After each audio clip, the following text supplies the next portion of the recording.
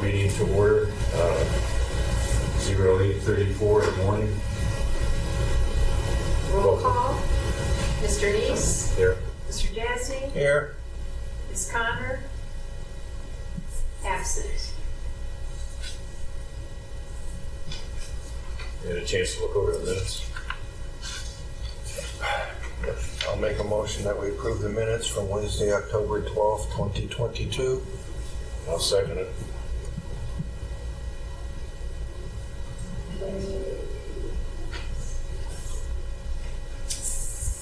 Roll call. Mr. Neese? Yes. Mr. Jasny? Yes. Motion passes 2-0. With public participation.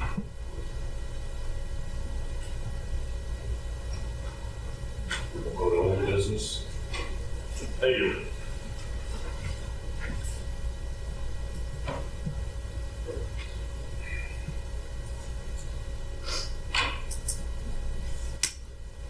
Before we get started, I'm going to hand out revised drafts of the rule that we were discussing at the last meeting that were put together to address some of the concerns that the commission brought up.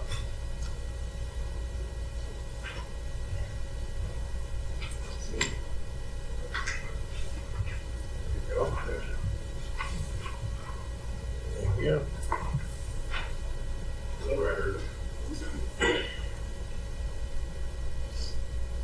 So you'll see in the packet that I just handed out, it's 3 pages. What I did was I added in a provision for a unpaid leave to be requested by a civil servant for the narrow purposes of avoiding the candidacy bar, if you will. I'll give you a second to kind of read through that. That's styled as a separate paragraph there. And you'll see here in the version 2 of the draft that all of the language that was added, of course, is bold and underlined. So I'm going to kind of recap last meeting. At the last meeting, we introduced version 1 of this, which was basically the first half of page 1. There have been no changes made within that section other than and I laughed about this, the change to make sure that this is noted as Article 19. Not Article 22, which was pointed out. And then also, I made a small change at the bottom of that first paragraph where originally I had put in or take part in and then a colon before I listed 1, partisan politics, or 2, nonpartisan politics with respect to political offices in Twinsburg.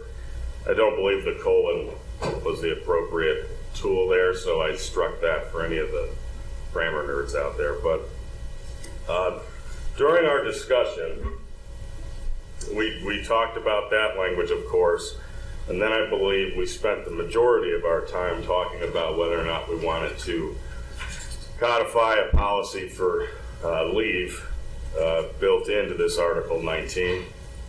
As I said, that's what I did here in this bottom paragraph, and notably, based on our discussions, I went and dug in, and you'll see this is page 3 of your handout there. I went and dug in, and I looked into what was requested of me, which was, does the city have any existing unpaid personal leave sections already on the books for the employees? And it does. That is section 147.23. So what I did there was I went ahead and made a reference in the civil service proposed rule here that anybody that is attempting to try, or for the limited purposes of making sure that they avoid running afoul of this politics rule, we'll call it, they're permitted to request leave pursuant to section 147.23. Importantly, they have to make that leave before they declare their candidacy. But they have to make that request and be approved before they declare their candidacy. So while you're taking a look at that, and kind of for the purposes of some of the individuals in the audience tonight that I don't think we were all here, I'm going to hit the process real quick.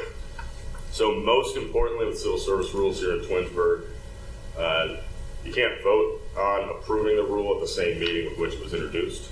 So today, just like the last time we were together, this is kind of going to operate as a workshop. If we come up with language that we want to consider for a vote today, then we will schedule a public hearing at a third meeting now on this, where at that meeting you would be able to take a vote. So to reiterate, today we're not actually voting on anything. I just want to hear your thoughts. If you feel like this language gets into a spot that you're comfortable with, myself, Sandy will go ahead and schedule a third meeting, and in that meeting, again, like I said, we'll have a public hearing where the public can come out and comment on it, and then at that meeting you'd be able to take action to approve the rule amendment.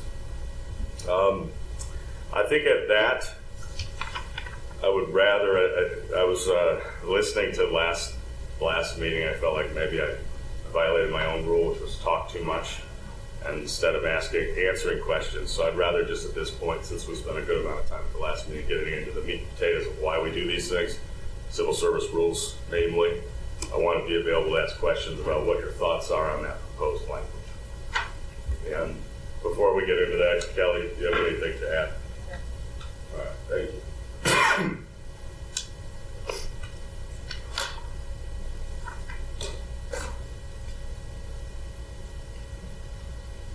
So if we don't make a move on this, like if I want more time to absorb this, we still have to have another meeting. And then at that time, we can decide whether it goes public for final approval and charter change. Well, we don't need a charter change. This is a civil service rule change. But Well, okay. yeah, today, essentially, I look at it as I think a better way to explain that process is the rules have a stopgap built into where this commission cannot amend their rules the same day that that draft is presented. So I kind of went through a much maybe longer explanation than was needed, but today we talk about the language just like we did last time. If we get to a point where we want something as a commission, or you want something as a commission to be formally considered, that can't be done today. That would have to be done at an additional meeting, and in that additional meeting we'd have what's called a public hearing.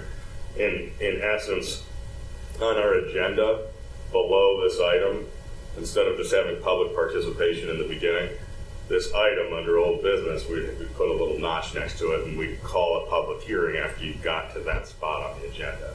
And anybody that wanted to come and comment on that, the proposed rule, they can come and comment. And then at that same meeting, you're free to take action to either approve or deny.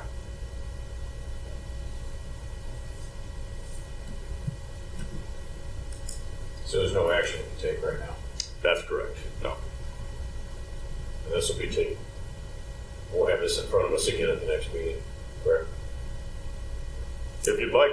Could they say that they want to move forward and go ahead and schedule a public hearing for the next meeting? Yes, they could. Yeah, Can we do that today? Yeah, you can do that today. That would be, I think, you might pass a motion and just says, we'd like to move forward with formally considering this, holding the public hearing, and then possibly taking a vote on it at a second meeting. I think, do we have a meeting scheduled in December? No, the We next do meeting not? is in January. January, okay. So that would be a secondary question, whether or not you want to schedule a special meeting just for this in December, or if you want to wait until your next regularly scheduled meeting to consider the question and One hold a time to public still hearing. look it over. Yeah, let's do it at the January meeting. We don't need a special meeting, I don't think. December's always a tough one too for special meetings. Yeah, and I mean, how many people are going to be running for office between now and January? Where they're going to? I don't know, Mr. Neese. I make a motion that we bring this a public hearing at the January meeting.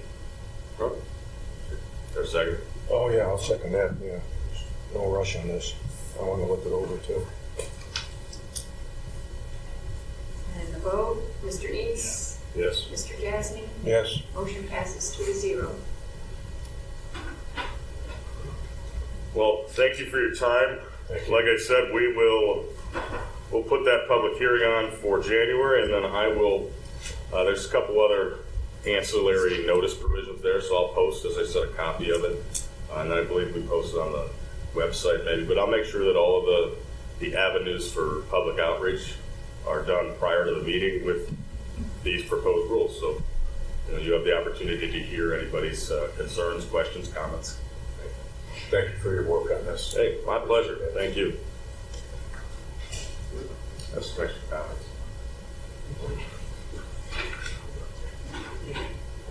Any more old business? No, sir. Anybody else? Move to new business. Chief, you want to talk about new business?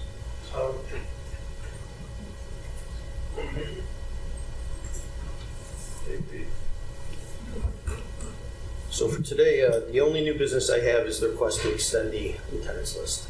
I believe expires in, I don't know the exact date, but it does expire at some point in December. December 1st this year. Okay. Okay. So that's the only new business I have. Any questions regarding that, or? Do you have any questions? Is there a reason to extend it versus putting a new test out, or getting a new list? Yes, there's still actually one viable candidate off of that list, and if we give a new test, so because we have some newly promoted sergeants, they would not have the 2 years of service in rank that the contract calls for them to take the promotional exam. None of the sergeants, with the exception of Sergeant Sawyer, who is on the lieutenant's list. So you have no other sergeants that are eligible for the lieutenant's exam right now? Well, if you go by the letter of the contract, I do not have any with 2 years of experience in rank. The next tier, the next qualification would be any off probation sergeant, in which I only have one. I'll make a motion that we extend the lieutenant's eligibility list. A second. For how long? I know you missed that. What's the extension? Oh, a period of 1 year. 1 year? Mr. Neese, Yes. Mr. Jazzy, Yes. motion passes 2-0. Thank you, gentlemen. Thanks, Chief. Any miscellaneous business?